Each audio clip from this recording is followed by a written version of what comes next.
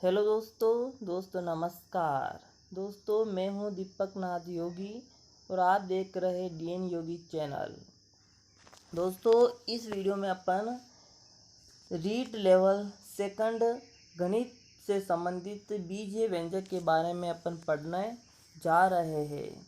दोस्तों आज इस वीडियो में अपन बीजीय व्यंजक की जोड़, उनकी बाकी गुणा, भाग और सर्वसमीकाओं के बारे में पढ़ेंगे दोस्तों।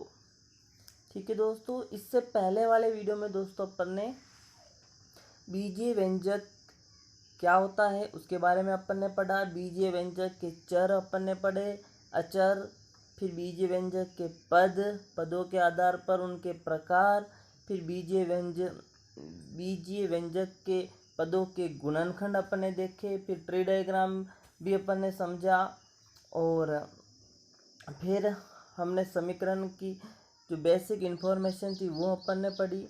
आज अपन इसमें थोड़ा सा और डिटेल से पढ़ेंगे बीजीय व्यंजक को।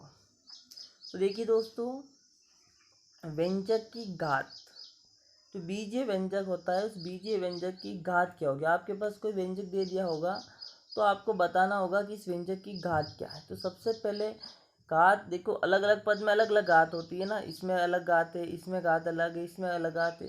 तो इस व्यंजक की क्या, इस पूरे व्यंजक की घात क्या होती है।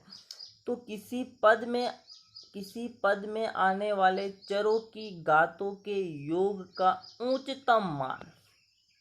ये बात समझ, कोई भी पद ले लो और उस पद में जो चर आ रहे हैं उन चर की घातों के योग का जो उच्चतम वैल्यू होगी वो वैल्यू उस बीजीय व्यंजक की घात कहलाएगी। ठीक है दोस्तों, जैसे यहाँ बुक में लिख रखा था कि किसी व्यंजक में उसके उच्चतम घात वाले पद की घात व्यंजक की घात कहलाती है। लेकिन आपको हमेशा ये ध्यान रखना है कि जो पद है उस पद में चर की घातों के योग का उच्चतम मान आपके क्या होगा, उस व्यंजक की घात होगी। जैसे 7x की घात 3y में पद की घात क्या है, यहाँ एक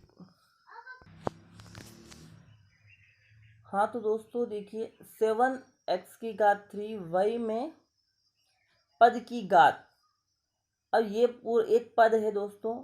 अब इस पद में चर कौन कौन से x और y है, तो चर x की घात अधिकतम कितनी है, 3 है, और चर y की अधिकतम घात क्या है, 1 है। इन दोनों का योग कर दिया, कितना आ गया, 4 आ गया। तो ये इस पद की क्या हो गई, यानी इस व्यंजक की क्या हो गई, घात हो गई 4। इसके अतिरिक्त द्विपदी व्यंजक को देखिए, ये एक द्विपदी व्यंजक है। अब इसकी घात भी 4 है।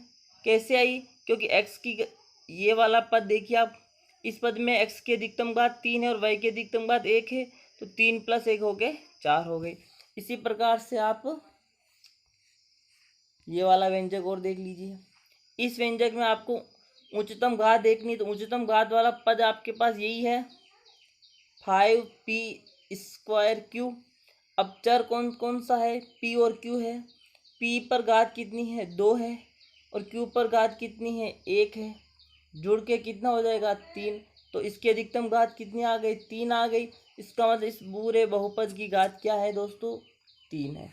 आई होप कि आपको व्यंजक की घात समझ में आ गई होगी। ठीक है दोस्तों,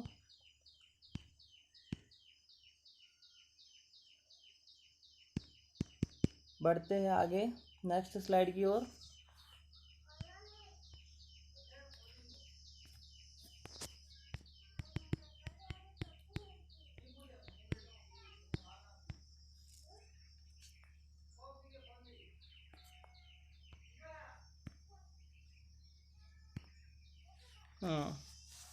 अब दोस्तों चिन्ह नियम, बीज गणित में चिन्ह नियमों का भी आप, जैसे आप अंक गणित में चिन्ह वाले नियम है वही आपके चिन्ह नियम बीज गणित में भी लागू होते हैं दोस्तों।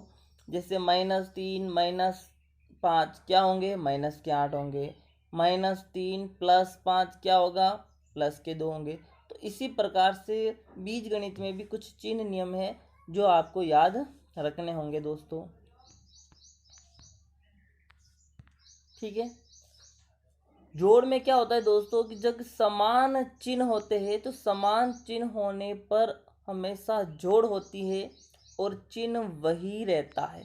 जैसे दोस्तों यहाँ पर देखिए, दोनों में दोस्तों दोनों x का चिन्ह क्या है, प्लस है। इस x के आगे कुछ नहीं, इसका मतलब यहाँ ऑलरेडी क्या है दोस्तों, प्लस है और ये प्लस है। दोनों के प्लस के चिन्ह है तो दोनों में क्या हो जाएगी, जोड़ेंगे तो 2x हो जाएगा और चिन्ह वही रहेगा, यानी प्लस का रहेगा। तो 2x का चिन्ह क्या है, प्लस का है। प्लस को लिखने की आपको ज़रूरत नहीं है।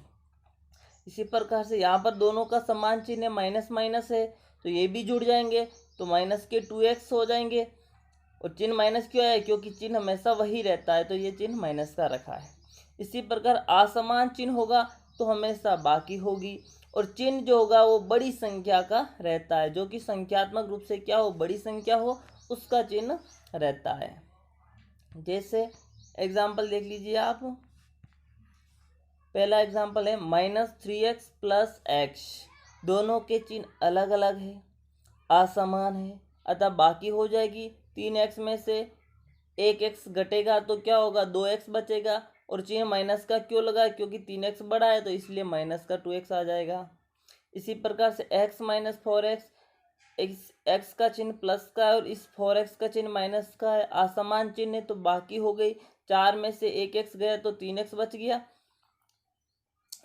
1x का मतलब इस x के आगे कुछ नहीं, इसका मतलब 1 तो है दोस्तों, ये बात समझ में, ठीक है। और बड़ी संख्या क्या है, 4 है तो 4 का चिन्ह माइनस का, तो माइनस का लग गया। इसी प्रकार से इसमें देखिए 3x माइनस 2x बराबर x, क्योंकि दोनों के चिन्ह असमान है, बाकी हो गए। 3x में से 2x गया तो 1x बच गया ये।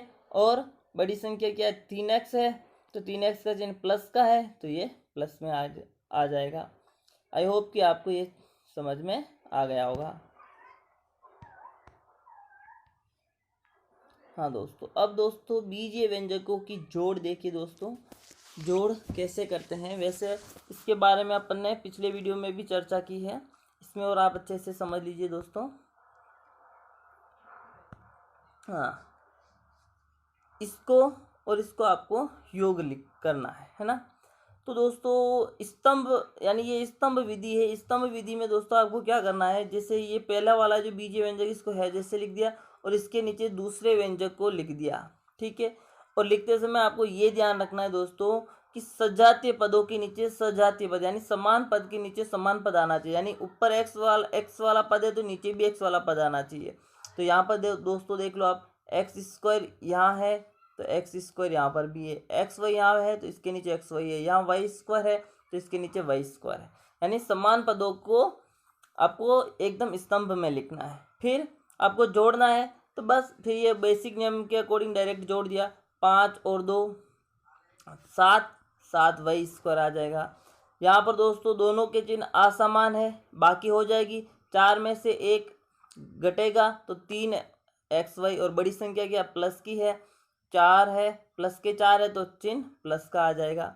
इसी प्रकार यहाँ दोनों जुड़ जाएंगे, 10 एक्स स्क्वायर हो जाएगा, ठीक है दोस्तों। दूसरा तरीका ये है दोस्तों कि इसको और इसको आपको जोड़ना है। बीच में मैंने ये जोड़ का चिन्ह लगा दिया, ठीक है, ये प्लस का चिन्ह हो गया। अब दोस्तों ब्रैकेट को खोला, जब इस ब्रैकेट के बाहर प्लस होना दोस्तों तो ये है जैसे का जैसे ही रहेगा, ब्रैकेट वाली संख्या, इसके चिन्ह में कोई परिवर्तन नहीं होगा। लेकिन जब माइनस आ जाए इस ब्रैकेट के बाहर तो दोस्तों अंदर वाले चिन्ह क्या होंगे, चेंज हो जाएंगे।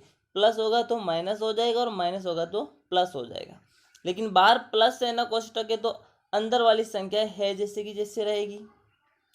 अब दोस्तों ये पूरा लिखने के बाद में आपको समान पदों को साथ साथ में लिख देना है।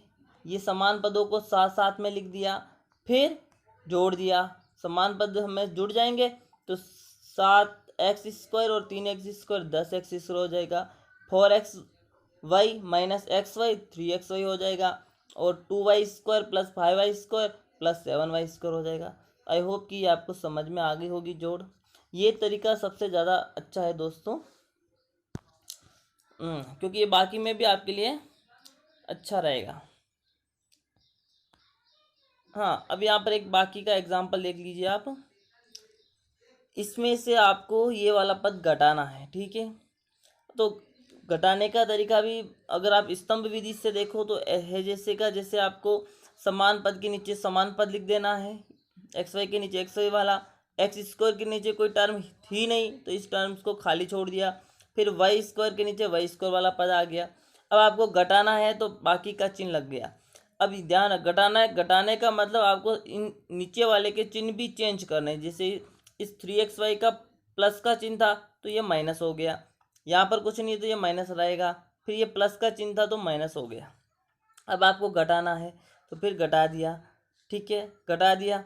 ये देखो, अब ध्यान देना दोस्तों, ये जो नीचे वाले चिन्ह है ना, इन पर ध्यान देना, ये इन प्लस वाले चिन्हों पर ध्यान मत देना, ऊपर वाले ये चिन्ह अब काम के नहीं आएंगे। ये जो चिन्ह बने हैं ना, इन चिन्हों को देखते हुए आपको सरल करना है। तो -3y² और -9y², दोनों माइनस माइनस है तो क्या होंगे, जुड़ जाएंगे, -12y²। इधर 7x², ये माइनस, फिर या तो कुछ नहीं, जीरो है तो इसीलिए ये 7x² हो जाएगा। जीरो के साथ जोड़ो या घटाओ, जीरो को कोई फर्क नहीं पड़ेगा। या 15xy और 3xy, लेकिन ये 3xy तो माइनस का है तो घट जाएगा, तो 15xy में xy में से 3xy घटेगा तो 12xy। आई होप कि आपको ये समझ में आ गया होगा। और नहीं तो दोस्तों आपको यही है, इसमें से आपको ये चीज़ घटानी थी तो ये मैंने माइनस का चिन्ह लगा दिया, ठीक है दोस्तों। अब कोष्टक के बाहर माइनस है ना दोस्तों, तो अंदर वाले चिन्ह चेंज हो जाएंगे। इस 3 का चिन्ह प्लस का था तो ये माइनस हो गया, इस 9 का चिन्ह प्लस का था तो ये -9 हो जाएंगे, ठीक है।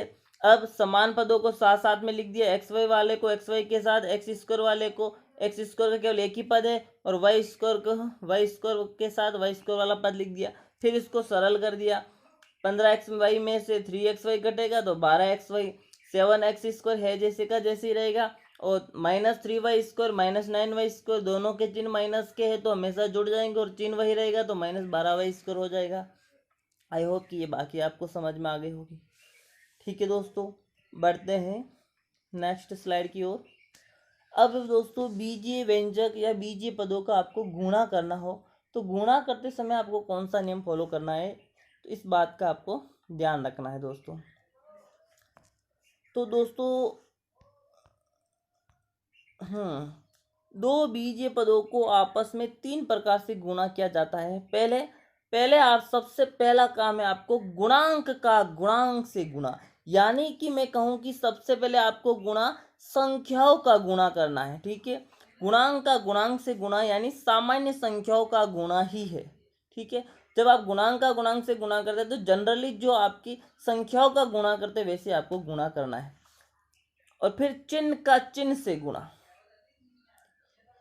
वैसे तो दोस्तों मैं बताऊं कि ये नियम पहले आपको ये वाला काम करना है, ये वाला, फिर दूसरे नंबर पर आपको ये वाला काम करना है, गुणांक वाला। सबसे पहला काम तो आपका चिन्हों का गुणा करना है।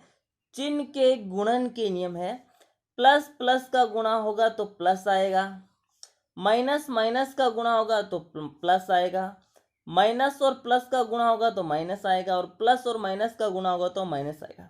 यहाँ पर दोस्तों ध्यान देना, जब आप समान चिन्हों का गुणा करते हो तो प्लस आता है, और असमान चिन्हों का गुणा करते हो तो माइनस आ रहा है, ठीक है ना दोस्तों। तो ये भी चिन्ह बहुत इंपॉर्टेंट है, आपको ध्यान में रखने। तो समान प्रकार के चिन्हों को गुणा करने पर क्या आएगा, प्लस, और विपरीत चिन्हों को गुणा करने पर क्या आएगा, माइनस। फिर आपको चर राशि का चर राशि से दोस्तों क्या करना है, गुणा करना है। चर राशियों का आपस में गुणा घातांक के नियमों के अनुसार होता है। जब आप चर का गुणा करेंगे तब आपके घातांक नियम लगेंगे। घातांक नियम का मतलब जैसे मैंने गुणा किया x का, मैंने गुणा किया x² से, अब घातांक नियम लग गए दोस्तों। ये भी x है, ये भी x है, आधार समान है, आधार समान है तो गुणा करते समय घातें जुड़ जाएगी, तो घातें जुड़ेगी तो 1 + 2, तो x की घात कितनी आ जाएगी, 3 आ जाएगी। तो ये वाली बात है, ठीक है, कि गुणा करते समय जब चरों का गुणा करते हो तो घातांक नियमों के अनुसार गुणा होगा, ठीक है दोस्तों, घातांक नियम लगेंगे। पदों को आपस में गुणा करने के लिए पदों का समान पद होना आवश्यक नहीं है, अर्थात असमान पदों को भी आपस में गुणा किया जा सकता है। जिस प्रकार से दोस्तों अपन जोड़ और बाकी में देख रहे थे कि समान पद होने चाहिए, समान पद होंगे तो ही उनमें जोड़ होगी और बाकी होगी, वरना जोड़ बाकी नहीं होती है। लेकिन दोस्तों गुणा के लिए और भाग के लिए दोनों कंडीशन है, गुणा और भाग दोनों के लिए दोस्तों आपको समान पद का ठेका नहीं है। आप असमान पद के साथ भी क्या कर सकते हो, गुणा कर सकते हो। ठीक है दोस्तों, तो आई होप कि आपको ये समझ में आ गया होगा। हाँ दोस्तों, अब मैंने कुछ एग्जाम्पल बताए हैं गुणा के, जो कि आपकी बुक्स के ही सारे एग्जाम्पल है। ठीक है दोस्तों, सरल से लेके कठिन तक सारे मैंने एग्जाम्पल इसमें इंक्लूड किए हैं दोस्तों। तो अभी आप समझना पहला गुणा क्या है। ठीक है ना दोस्तों, हाँ सिंपल है सारे गुणे। 5 का x से गुणा होगा तो दोस्तों 5x हो जाएगा। अब नियम के अकॉर्डिंग देखें, पहले किसका गुणा होगा, चिन्हों का गुणा। दोस्तों ध्यान रखो, 5 का चिन्ह भी प्लस का है और x का चिन्ह भी प्लस का है। दोनों के चिन्ह प्लस के, तो प्लस प्लस का गुणा होगा तो प्लस ही आएगा, तो यहाँ पर भी चिन्ह प्लस है। फिर संख्याओं का गुणा दोस्तों, यहाँ पर 5 है, इसके आगे कुछ नहीं, इसका मतलब 1 है दोस्तों। 5 और 1 का गुणा होगा तो 5 हो गया। फिर चरों का गुणा, यहाँ कोई चर नहीं तो ये x साथ में आ गया। ठीक है दोस्तों, फिर इधर इधर वही नियम, चिन्ह चिन्ह दोनों के प्लस है तो यहाँ प्लस का चिन्ह हो गया। फिर 3 पंजे 15 और x साथ में लग गया, गुणा हो गया। ठीक है, क्योंकि चर का गुणा चर के साथ में होता है। ठीक है ना, घातांक नियम के अकॉर्डिंग गुणा करना है आपको। ठीक है, फिर x इंटू 3y है दोस्तों, तो यहाँ 3 है, यहाँ कुछ नहीं, इसका मतलब 1 है दोस्तों। 3 का 1 से गुणा हो गया तो 3 हो जाएगा, और x इंटू वाई का गुणा हो गया तो xy हो जाएगा, तो ये 3xy हो जाएगा। इसी प्रकार से यहाँ 5x इंटू -3y है दोस्तों। अब यहाँ पर देखो चिन्ह अलग है, इसका प्लस का और इसका माइनस का। जब प्लस माइनस, प्लस का गुणा माइनस के साथ करते हैं तो क्या आता है, माइनस आता है। असमान चिन्हों का गुणा करते समय माइनस आता है, ये माइनस हो गया। फिर संख्याओं का गुणा, 5 का 3 से गुणा, 5 3 15 हो गया। फिर x और y का गुणा xy हो गया। आई होप कि आपको ये समझ में आ गया होगा। इसी प्रकार से यहाँ पर देखिए 5x इंटू 4x स्क्वायर का गुणा किया गया है, तो संख्या पहले प्लस चिन्हों का गुणा किया, दोनों का प्लस प्लस है तो यहाँ पर प्लस का चिन्ह ही आएगा। फिर संख्या को गुणा, 5 का 4 से तो 20 आ गया। फिर x इंटू एक्स स्क्वायर का गुणा किया। अब यहाँ पर घातांक नियम लग गया दोस्तों, x इंटू एक्स स्क्वायर में, ये मैंने आपको पहले भी बता दिया था, x की घात कितनी है 1 और इधर x की घात 2 है, तो गुणा करते समय आधार समान है तो गुणा करते समय घातें जुड़ जाएंगी, तो ये घातें जुड़ गई तो x की घात 3 आ गई। फिर इसी प्रकार से दोस्तों इसमें देखिए आप 3x into 5y into 4z इसका गुणा करना। तो यहाँ पर सबसे पहले आप चिन्हों का गुणा करेंगे, सब में प्लस प्लस है तो चिन्ह प्लस के आएगा। ठीक है, फिर संख्याओं का गुणा हो गया 3 इंटू 5 इंटू 4, और फिर ये 4 के गुणे हो गए x into y into z. ये गुणा करेंगे, तीनों पंजो 15 और 15 चौक 60, फिर x into y into z का गुणा एक्स वाई जेड आ जाएगा। ठीक है दोस्तों, अब ये हो गया x इंटू एक्स प्लस 5, ये गुणा बहुत ईजी दोस्तों।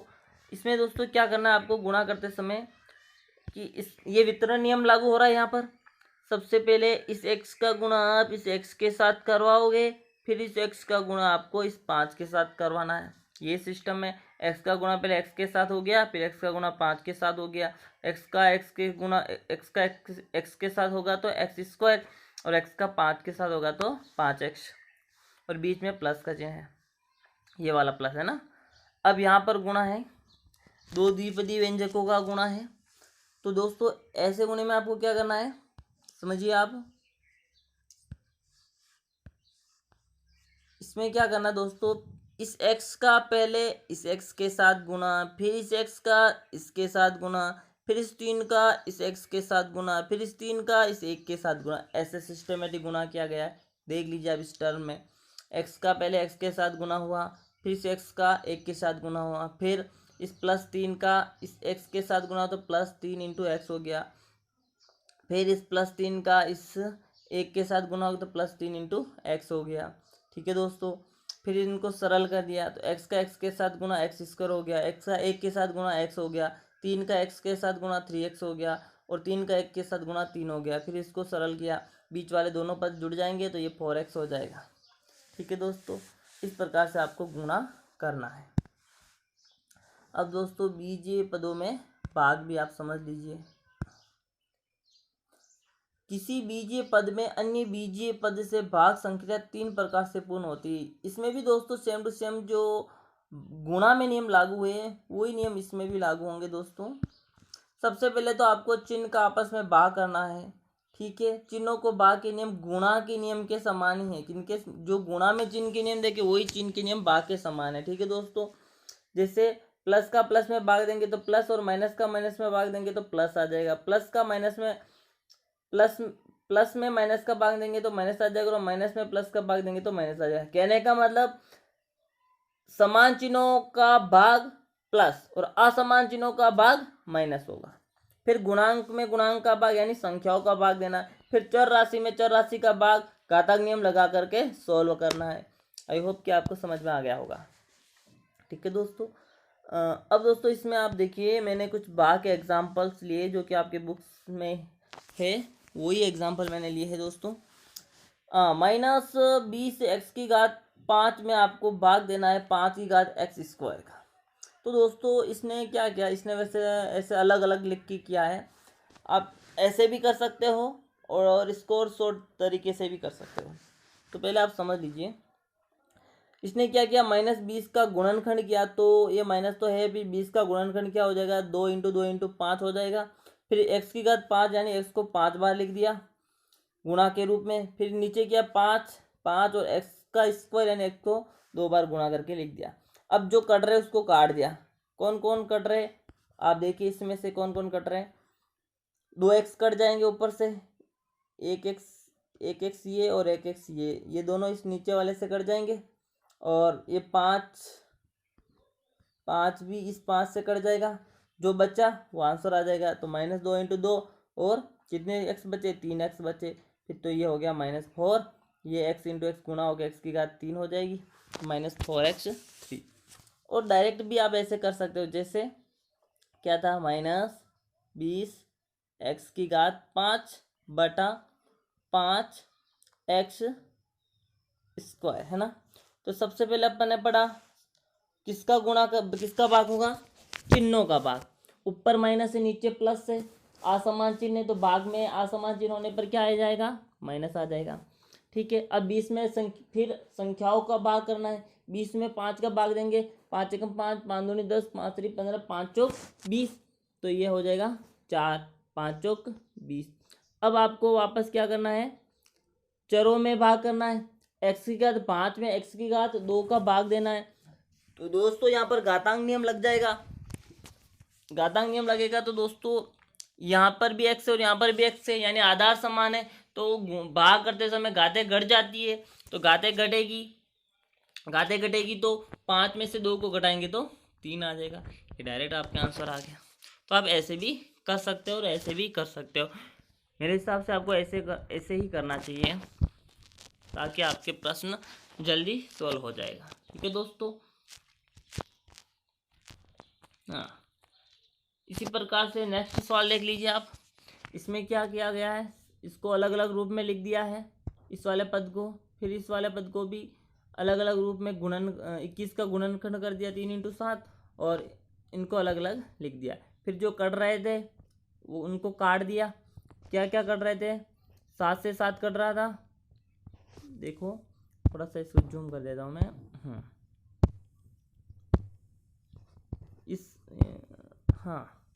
ये 7 से ये 7 कट गया, एक ए से ये ए कट गया, बी से ये बी कट गया, सी से सी कट गया। तो ऊपर क्या बचा, ए बचा, एक बी बचा और एक सी बचा। तो ये लिख दिया a × b × c, और नीचे क्या बच गया 3, तो ABC/3। इसी प्रकार से इस प्रश्न को भी ऐसे ही सोल्व कर रखा है दोस्तों। ये देखिए 63 का गुणनखंड 3 × 3 × 7, फिर इन सभी के अलग अलग गुणनखंड कर दिए। p⁵2 थी तो p × p हो गया, q⁵3 थी तो q × q × q हो गया, और r हो गया। इसी प्रकार से नीचे p⁵4 थी तो p को 4 बार गुणा कर दिया और q लिख दिया। फिर जो कटेंगे उनको काट देंगे, जो बचेंगे उनको सरल करके लिखेंगे। तो ये आंसर आपके आ जाएगा। और डायरेक्ट भी अपन इसको कर सकते हैं, ठीक है दोस्तों। डायरेक्ट कैसे करेंगे, तो डायरेक्ट भी हो जाएगा जैसे 63 पी स्क्वायर क्यू की घात 3 आर बटा -3 पी की घात 4 और क्यू, ये है ना। हाँ, अभी आप डायरेक्ट करोगे तो क्या होगा, पहले चिन्हों का भाग, ऊपर प्लस है नीचे माइनस है तो माइनस आ जाएगा, असमान चिन्ह। फिर 63 में 3 का भाग देंगे, 3 दूनी 6, 3 एकम 3 21 बार जाएगा। अब दोस्तों पी स्क्वायर में आपको पी का भाग देंगे, ठीक है, क्योंकि पी स्क्वायर में पी का भाग देंगे आप तो आधार समान है तो घातांक नियम लगने से पी की घात 1 हो जाएगी, 2 में से 1 जाएगा, और क्यू की घात 3 में से 1 घटेगी तो 2 हो जाएगी, और आर है ना, आर सॉरी ये पी की घात नीचे 4 थी ना, हाँ पी की घात नीचे है 4, ये पी की घात नीचे 4 है सॉरी, तो ये नहीं आएगा, पी की घात 2 नहीं आएगी, तो ये पी इसको हटा देता हूँ, तो ये नीचे ही आएगी पी की घात, ठीक है। क्यू की घात देख लो, क्यू की घात 3 ऊपर है, नीचे क्यू की घात 1 है तो क्यू की घात 2 हो जाएगी, और आर बच गया ऊपर, और नीचे पी की घात 4 है, ऊपर पी की घात 2 है, तो ये ऊपर वाले 2 नीचे आ जाएगा तो घट जाएगा, 4 में से 2 घटेगा तो 2, तो ये आपका आंसर आ गया। कुल मिलाकर चरों में तो आपको घातांक नियम लागू करना है, और ये घातांक नियम अपन ने समझ ली है पहले वाले वीडियो में, ठीक है दोस्तों। आई होप कि आपको ये समझ में आ गया होगा। अब दोस्तों एक बहुपद में एक पदीय व्यंजक से भाग दिया है, यानी ये जो एक बहुपद है इसमें आपको 2y से भाग देना है दोस्तों। तो ये देखिए 2y से इसमें भाग दिया है दोस्तों, ऊपर वाले इसमें से 2y कॉमन में लेंगे तो ये बचेगा, और नीचे 2y आ जाएगा, 2y से दोस्तों 2y कैंसिल हो जाएगा, तो बचेगा क्या 4y square plus 3y plus 6, इसमें ऊपर 2y को कॉमन लिया है, ठीक है दोस्तों। लेकिन इससे अच्छा तरीका तो ये है कि सब में अलग अलग भाग दे दो, इससे भी हो जाएगा। तो देखिए सभी पदों में अलग अलग भाग दे दिया, इसमें भी अलग भाग दे दिया 2y का, इसमें भी दे दिया और इसमें भी दे दिया। अब जब फर्स्ट वाले में देंगे दोस्तों 8 में 2 का भाग दिया तो 4, फिर ऊपर है y की घात 3 और नीचे है y, तो y की घात 2 हो जाएगा। फिर 6 में 2 का भाग देंगे 3, फिर y की घात 2 है, ऊपर है और नीचे y की घात 1 है तो y की घात 1 हो जाएगी। और यहाँ पर दोस्तों 12 में 2 का भाग देंगे 6, और y से y क्या हो जाएगा, कट जाएगा, ठीक है, तो ये आपका आंसर आ जाएगा। आई होप कि आपको ये बात समझ में आ गया होगा ना। अब दोस्तों ये वाला भाग काफ़ी इम्पोर्टेंट है।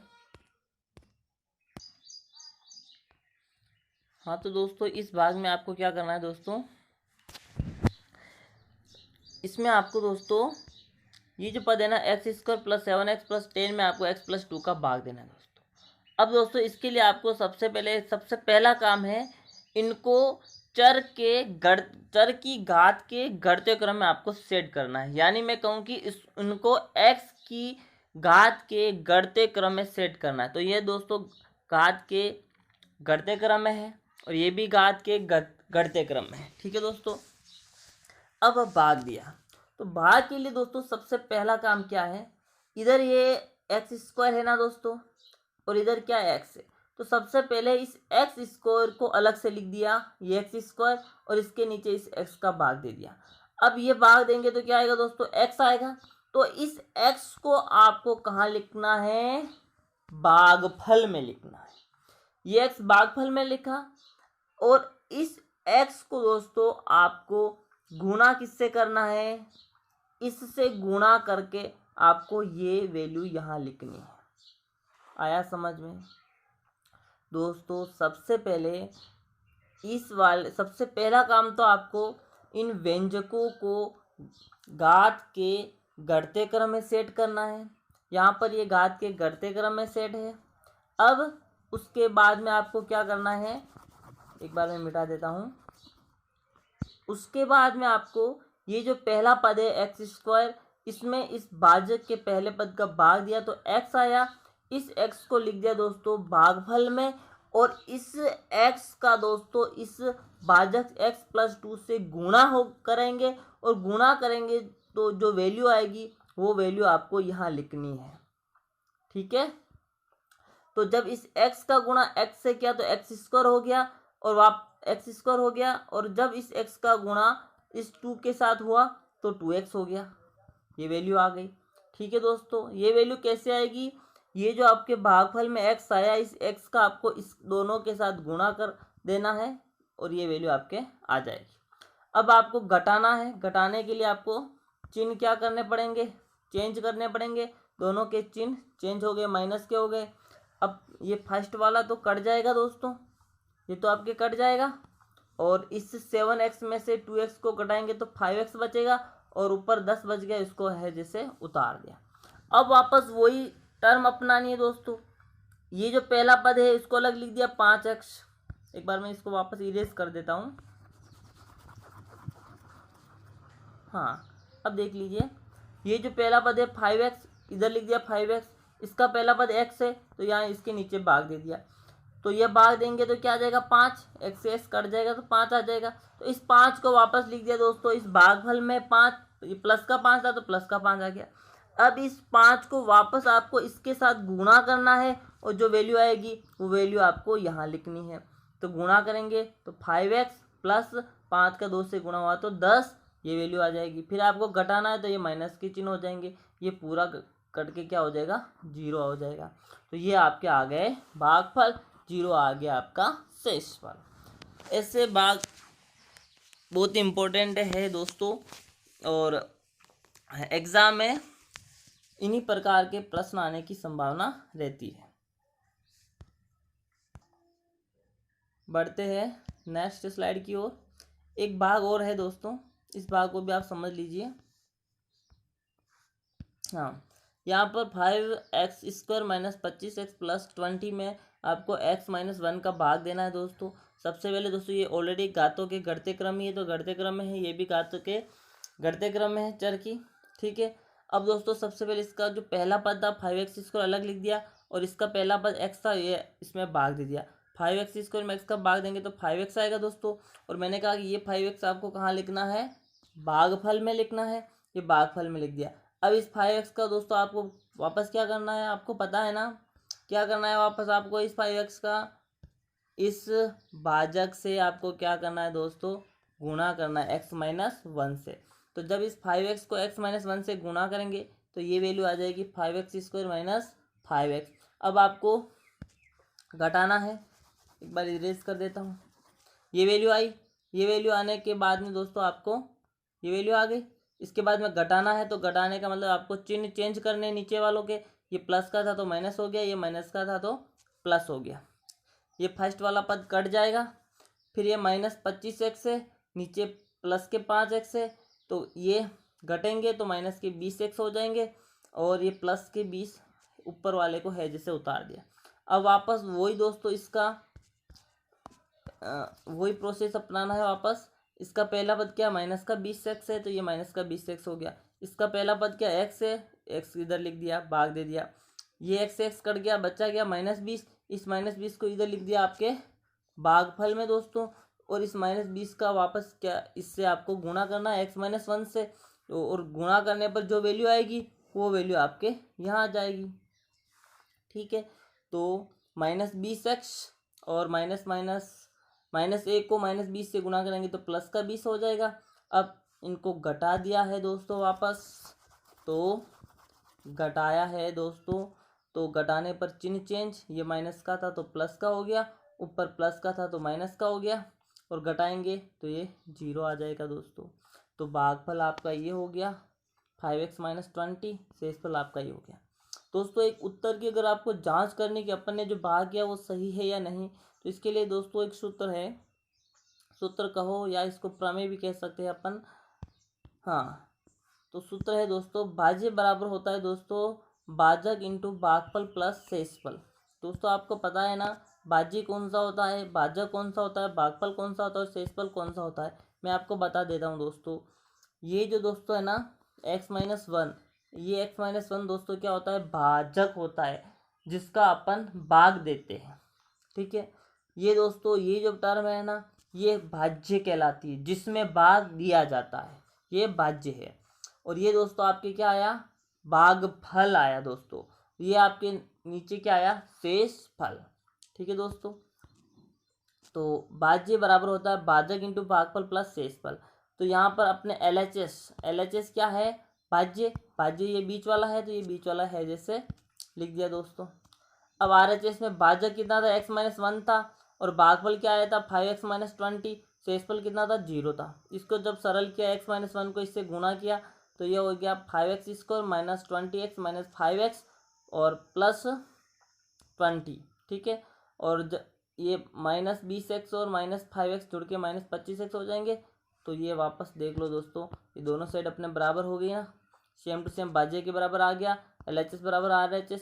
इसका मतलब जो अपने हमने जो बात किया वो सही है। बढ़ते हैं नेक्स्ट स्लाइड की ओर। ये भी दोस्तों अच्छी प्रमेय है, शेषफल प्रमेय है। इससे क्या शेषफल तुरंत निकल जाएगा दोस्तों, आपको बिना बार के भी अपन शेषफल निकाल सकते हैं शेषफल प्रमेय से। ठीक है दोस्तों, थोड़ा सा जूम कर देते हैं। शेषफल प्रमेय, यदि एक चरी बहुपद यानी एक चर वाला बहुपद होना चाहिए। एक चरीय बहुपद भाज्य में आपको एक चरीय रेखिक भाजक, एक चर वाला बहुपद होना चाहिए और एक चर वाला आपका रेखिक भाजक होना चाहिए। रेखिक भाजक का मतलब जिसमें चर एक हो और उस चर की घात भी कितनी हो, एक होनी चाहिए, तो उसे रेखिक भाजक कहते हैं। मतलब रेखिक व्यंजक होता है वो आपका रेखिक बहुपद। ठीक है, इससे भाग दिया जाता है तो शेषफल की गणना सीधे की जा सकती है। इसके लिए भाजक को शून्य के बराबर रखकर समीकरण बनाया जाता है। फिर उस समीकरण में से चर का मान ज्ञात कर उस मान को भाज्य में चर के स्थान पर रखकर सरल करने पर जो मान प्राप्त होता है वही शेषफल होता है। कहने का मतलब इस सवाल से आप समझिए, आपको अच्छे से समझ में आ जाएगा दोस्तों। ठीक है, हाँ अब दोस्तों ये इसमें आपको x-3 में भाग देना है, फिर शेषफल ज्ञात करना। आप चाहो तो भाग देकर के भी शेषफल निकाल सकते हो, लेकिन उसमें आपको थोड़ा टाइम लगेगा। तो सबसे पहला काम क्या है, शेषफल प्रमेय का उपयोग किया है। शेषफल प्रमेय से अपन तुरंत निकाल सकते हैं, क्योंकि ये भी आपका रेखिक भाजक है x-3, x की घात 1 है यानी रेखिक भाजक हो गया, और ये भी आपका एक चर वाला ही बहुपद है। इसका मतलब अपन शेषफल प्रमेय यहाँ पर यूज कर सकते हैं। ठीक है दोस्तों, तो सबसे पहले आपको क्या करना है, जो भाजक है x-3 को 0 के बराबर रख दिया। 0 के बराबर रखने पर x की वैल्यू कितनी हो जाएगी, 3, यानी इस 3 को इधर पक्षांतर करेंगे तो 3 आ जाएगी। अब इस x बराबर 3 का मान आपको इसमें रखना है, किसमें, इस भाज्य में रखना है। तो यहाँ पर रख दिया दोस्तों, देखिए x बराबर 3, तो 3 इंटू 3 का स्क्वायर हो गया, -5 इंटू एक्स की जगह 3 रख दिया, प्लस और ये 8 हो गया। ठीक है दोस्तों, इसको सरल किया तो 3 3 9 हो जाएगा, और ये 5 का 3 से गुणा 15 हो जाएगा, प्लस 8, 9 3 27 माइनस 15 प्लस 8, 27 में से 15 जाएगा तो 12, और प्लस पीछे बच गया 8, 12 और 8 जुड़ेंगे तो 20 आ जाएगा। ठीक है दोस्तों, तो ये शेषफल अपन ने तुरंत निकाल दिया। अगर आप चाहो तो भाग देके भी शेषफल निकाल सकते हो, तो भी आपका शेषफल 20 ही आएगा, लेकिन शेषफल प्रमेय से अपन जल्दी शेषफल को निकाल सकते हैं। आई होप कि आपको ये समझ में आ गई होगी शेषफल प्रमेय। अब बढ़ते हैं सर्व समीका। सर्व समीका क्या होती है दोस्तों, इससे पहले अपन ने समीकरण के बारे में पढ़ा दोस्तों। समीकरण में अपन ने क्या कहा था दोस्तों, कि चर के कुछ निश्चित मानों के लिए वो सत्य होती है। ऐसा नहीं कहा है जो चर के निश्चित मानों के लिए सत्य होती है वो समीकरण होती है, लेकिन सर्व समीका इसका उल्टा है दोस्तों, ये चर के सभी मानों के लिए सत्य होती है, सर्व समीका कहलाती है। ठीक है दोस्तों, जैसे यहाँ पर एक सर्व समीका है x इंटू एक्स प्लस 5 बराबर एक्स स्क्वायर प्लस 5x। अब दोस्तों यहाँ पर x की कोई भी वैल्यू रखो, x बराबर आपने 1 रखा, x बराबर आपने 2 रखा, तो भी LHS बराबर RHS होगा। x बराबर 1 रखने पर LHS का मान 6 आया और RHS का मान भी 6 आया। ठीक है दोस्तों, ये हाईलाइटर थोड़ा सा बड़ा कर देता ना। x बराबर 1 रखने पर भी ये आपके LHS का मान 6 आया और RHS का मान 6 आया। x बराबर 2 रखने पर भी LHS का मान 14 आया और RHS का मान 14, यानी दोनों साइड बराबर आ रहे ना। यानी कहने का मतलब इसमें आप x की कोई भी वैल्यू रखो, आपके दोनों साइड क्या आएगी, बराबर आएगी। तो ऐसा निकाय क्या कहलाता है दोस्तों, सर्व समीका कहलाता है। समीकरण नहीं, सर्व समीका कहलाता है। ठीक है, तो यहाँ पर लिख रखा आप x के और मानों के लिए समीका की जांच कीजिए। आपने देखा कि x के सभी मानों के लिए सत्य, इसे सर्व समीका कहते हैं। तो कहने का मतलब ऐसी समीका जो चर के सभी मानों के लिए सत्य हो, सर्व समीका कहलाती है। ठीक है दोस्तों, यहाँ पर आप x के कोई भी वैल्यू रखो, दोनों साइड आपकी क्या आएगी, बराबर आएगी, इसीलिए ये क्या है, सर्वसमीका है। तो ऐसी समीका जो चर के सभी मानों के लिए सत्य वो सर्वसमीका कहलाती है। ठीक है दोस्तों। हाँ, बढ़ते कुछ मानक सर्वसमीका है दोस्तों, ये आपको याद रखना बहुत ही जरूरी है दोस्तों। x प्लस वाई का होल स्क्वायर बराबर होता है x square plus 2x y plus y square. कहने का मतलब दोस्तों, इसमें एक्स वाई की कोई भी वैल्यू हो, कुछ भी वैल्यू हो, उन हमेशा LHS बराबर RHS होता है, इसलिए ये मानक सर्वसमीकाएं है। ठीक है। दूसरी है x माइनस वाई का होल स्क्वायर बराबर है x square minus 2xy plus y square. ठीक है। तीसरी सर्वसमीका दोस्तों x plus y into x minus y बराबर होता है x square minus y square. चौथी सर्वसमीका है दोस्तों x plus a into x plus b बराबर होता है x square plus a plus b into x plus a b. तीसरी है दोस्तों x plus y plus Z का होल स्क्वायर बराबर होता है x square plus y square plus z square plus 2xy plus 2yz plus 2zx। ठीक है दोस्तों, ये सर्वसमीकाएं आपको याद करनी ही पड़ेगी। अब इन सर्वसमीकाओं के उपयोग से अपन क्या है, कोई भी कैलकुलेशन है उसको अपन इजी से कर पाते हैं। ठीक है दोस्तों, यहाँ पर सर्वसमीकाओं का उपयोग किया गया है 2x प्लस 3y स्क्वायर तथा 103 का स्क्वायर को सर्वसमीकाओं की सहायता से हल करो। तो इसको सर्वसमीका की सहायता से हल किया दोस्तों। ये दोस्तों किसका रूप हो रहा है, x प्लस वाई का होल स्क्वायर वाला रूप हो रहा है ना। तो यहाँ पर कौन सी सर्वसमीका लागू होगी, x प्लस वाई का होल स्क्वायर बराबर एक्स स्क्वायर, थोड़ा सा जूम कम करते हैं, x square plus 2xy plus y square. आपको पता है इसमें x की जगह क्या है, 2x है, और y की जगह क्या है, 3y है। बस यानी इस सर्वसमीका में x की जगह 2x रख दो और y की जगह 3y रख दो, तो ये आपके ये आंसर आ जाएगा। ठीक है दोस्तों, तो ये सर्वसमीका आपको समझ में आ गई होगी। ये वाली सर्वसमीका इस्तेमाल की गई है इसमें, x प्लस वाई का होल स्क्वायर बराबर x square plus 2xy plus y square. ठीक है दोस्तों, तो यहाँ पर देखिए आप, x की जगह 2x का स्क्वायर हो गया प्लस 2x बराबर 2x और y बराबर 3y प्लस y यानी 3y का स्क्वायर। ये इसको सोल्व किया तो 4x स्क्वायर, यहाँ गुणा होगा तो 12xy और इसका स्क्वायर करेंगे तो 9y स्क्वायर। ठीक है। हाँ, इसी प्रकार से दोस्तों 103 का स्क्वायर किया गया। तो दोस्तों अपन वैसे 103 को 103 से गुणा करके भी ये वैल्यू निकाल सकते हैं, लेकिन सर्वसमीका से थोड़ा कैलकुलेशन ईजी हो जाता है दोस्तों। जैसे 103 को लिख दिया 100 प्लस 3 लिख दिया, इसका स्क्वायर किया तो यहाँ पर 100 का स्क्वायर प्लस 2ab, यानी ए की जगह क्या है 100 है और बी की जगह क्या है यहाँ पर 3 है, तो 2ab प्लस 3 का स्क्वायर।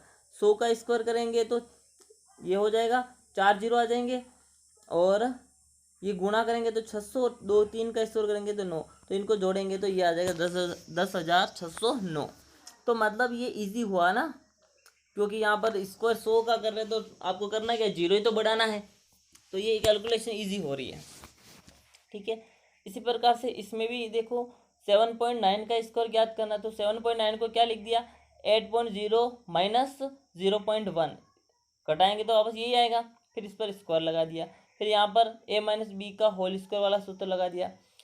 सॉरी दोस्तों, यहाँ पर थोड़ा मिसप्रिंट हो गया है, देख लेना बुक्स में से, ये प्लस नहीं आएगा, यहाँ पर माइनस आएगा, यहाँ पर क्या आएगा, माइनस आएगा, क्योंकि अपने सर्वसमीका कौन सी लागू होगी, x माइनस ये वाली लागू होगी, x माइनस वाई का होल स्क्वायर बराबर क्या होता है, x square minus 2xy plus y square.